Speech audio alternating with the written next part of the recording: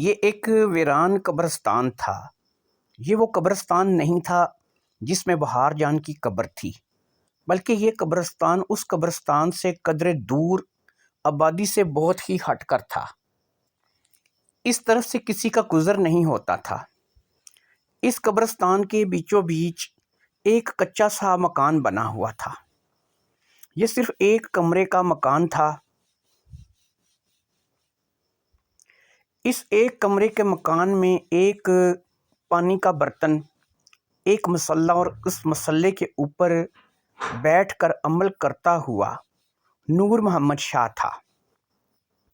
نور محمد شاہ اس بات کو جانتا تھا کہ اول خان کی موت ہو گئی ہے۔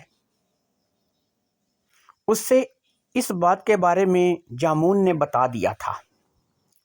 اب نور محمد شاہ کو اس بات کا علم تھا کہ اول خان کے مرنے کے بعد اول خان کے تمام جنات اور موکلات آزاد ہو گئے ہیں۔ نور محمد شاہ یہ جانتا تھا کہ اگر وہ تھوڑا سا اپنے عمل کا دائرہ کار پھیلا دے اور تھوڑی سی پڑھائی کرے تو بہت جلد اس علاقے میں موجود جنات پر موکلات پر اپنے قبضہ کر سکتا ہے۔ اگر اول خان سے تعلق رکھنے والا ایک موکل ہی نور محمد شاہ کو مل گیا تو اس سے نور شاہ کی زندگی بن جائے گی۔ یہی سوچ کر اس ویران قبرستان میں اس کچے مکان کے اندر نور شاہ اپنا یہ عمل پڑھنے میں مصروف تھا۔ اسے اس بات کی 100% امید تھی کہ کوئی نہ کوئی جن یا موکل ضرور حاضر ہوگا جس کا تعلق کسی نہ کسی طور اول خان سے ضرور ہوگا، اور اول خان جیسا زیرک آدمی کسی چھوٹے موٹے موکل کو قابو تو نہیں کیا ہوگا۔ نور شاہ کی پڑھائی جاری تھی اور آج اس کو دوسرا دن تھا۔ ابھی تک کسی جن یا موکل کے آثار نہیں ظاہر ہو رہے تھے، مگر نور شاہ بھی اپنے عمل میں مست پڑھائی کرنے میں مصروف تھا۔ اور پھر اچانک ایک دم سے پورے کمرے میں دھواں سا بھر گیا۔ اب نور شاہ کو اس بات کی امید پیدا ہو گئی کہ کوئی نہ کوئی چیز حاضر ہونے والی ہے۔ جیسے ہی دھواں چھٹا، نور شاہ نے دیکھا ایک سایہ، اور پھر وہ سایہ آہستہ آہستہ انسانی شکل اختیار کر گیا۔ یہ سر سے گنجا تھا اور اس نے جوگیا رنگ کے کپڑے پہن رکھے تھے۔ اب وہ اس کمرے میں نور شاہ کے سامنے کھڑا تھا۔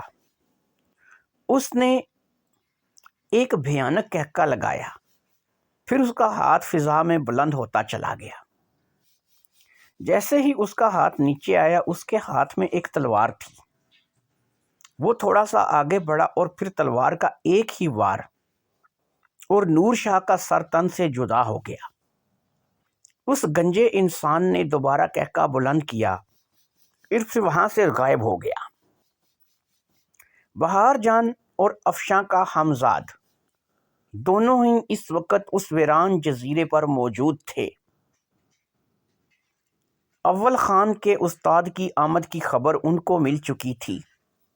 بہار جان نے افشاں کو بتایا تھا کہ اول خان کا استاد بے حد طاقتور عامل ہے جس کا مقابلہ پورے پاکستان اور ہندوستان میں کوئی دوسرا عامل نہیں کر سکتا، جبکہ افشاں کا حمزاد اس سے ٹکرانے کو تیار تھا۔ افشاں نے اپنے حمزاد سے پوچھا تو افشاں کے حمزاد نے کہا کہ وہ کسی عمل سے نہیں ڈرتا، وہ اس سے ٹکرانے کی طاقت رکھتا ہے۔ اب بہار جان اور افشاں کا حمزاد کیونکہ علیحدہ علیحدہ بات کر رہے تھے، اس لیے افشاں تھوڑی سی پریشان ہو گئی۔ وہ کس کی بات پر یقین کرے اور کس کی بات کو چھوڑ دے۔ آخر کار افشاں کے ذہن میں ایک ترکیب آئی اور اس نے اس ترکیب پر عمل کرنے کا فیصلہ کر لیا۔ افشاں نے اپنے حمزاد سے کہا، ٹھیک ہے، میں تمہاری طاقت چیک کرتی ہوں کہ تم کس قدر طاقتور ہو۔ جاؤ اور جا کر طالب خان کے دونوں بچوں کو ہلاک کر دو۔ اگر تم ان کو ہلاک کر کے میرے پاس صحیح سلامت واپس آ گئے تو میں تمہاری طاقت کو مان لوں گی، اور پھر طالب خان اور اول خان کے استاد کے لیے بھی تم کافی ہوگے۔ ان کو بھی اسی طرح ہلاک کر دیا جائے گا اور میرا انتقام پورا ہو جائے گا۔ اس لیے یاد رکھو، اگر تم طالب خان کے بچوں کو ہلاک نہ کر سکے تو پھر سمجھو طالب خان بھی تم سے نہیں مرے گا اور نہ ہی تم اول خان کے استاد کو مار سکو گے۔ اب جاؤ، جا کے میرا کام کرو۔ حمزاد نے کہا، تمہیں شاید میری طاقت کا اندازہ نہیں ہے، یہ کام میرے لیے کوئی مشکل نہیں ہے۔ افشاں نے کہا، ٹھیک ہے، جاؤ اور جا کر ان کو ہلاک کر دو۔ حمزاد دوسرے ہی لمحے وہاں سے غائب ہو گیا۔ بہار جان کا دیا ہوا آئینہ افشاں کے پاس تھا۔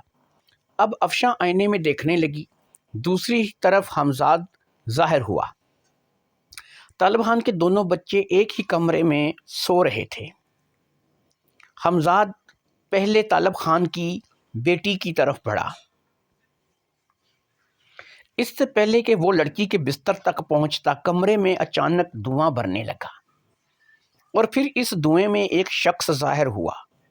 وہ سر سے گنجا تھا، اس نے جوگیا رنگ کے کپڑے پہن رکھے تھے، اس کے ہاتھ میں شیشے کا ایک جار تھا، وہ منہ ہی منہ میں کچھ پڑھ رہا تھا۔ اس نے افشاں کے حمزاد کی طرف ہاتھ سے اشارہ کیا تو دوسرے ہی لمحے ایک عجیب واقعہ ہوا۔ افشاں کا حمزاد دھواں بن کر اس شیشے کے جار میں پہنچ گیا۔ اس نے جار کا ڈھکنا اوپر سے بند کیا اور پھر وہاں سے غائب ہو گیا۔ یہ منظر افشاں کو پریشان کرنے کے لیے کافی تھا۔ اس منظر کو دیکھ کر افشاں کو یہ یقین ہو گیا کہ وہ حمزاد کے ہوتے ہوئے بھی اول خان کے استاد کا مقابلہ نہیں کر سکتی۔ اول خان کا استاد بے حد طاقتور تھا۔ بہار جان کا حمزاد بھی بے حد پریشان کھڑا تھا۔ اس نے افشاں سے کہا، میں نے کہا تو تھا یہ حمزاد اول خان کے استاد کا مقابلہ نہیں کر سکے گا۔ اول خان کا استاد بہت طاقتور عامل ہے، اس کا مقابلہ پاکستان ہندوستان میں کسی کے بس کی بات نہیں۔ اب افشاں بے حد پریشان ہو گئی۔ وہ بہار جان کے ساتھ اپنی زندگی اس ویران جزیرے پر گزار سکتی تھی، مگر وہ کسی بھی صورت طالب خان یا اس کی اولاد کو نقصان نہیں پہنچا سکتی تھی، جبکہ طالب خان نے اس کی پوری نسل مٹا کر رکھ دی تھی۔ افشاں بے حد پریشان تھی، اس کی سمجھ میں کچھ نہیں آ رہا تھا کہ بہار جان کے چہرے پر خوشی کی ایک لہر آئی۔ اس نے کہا، ہاں، یہ ہو سکتا ہے۔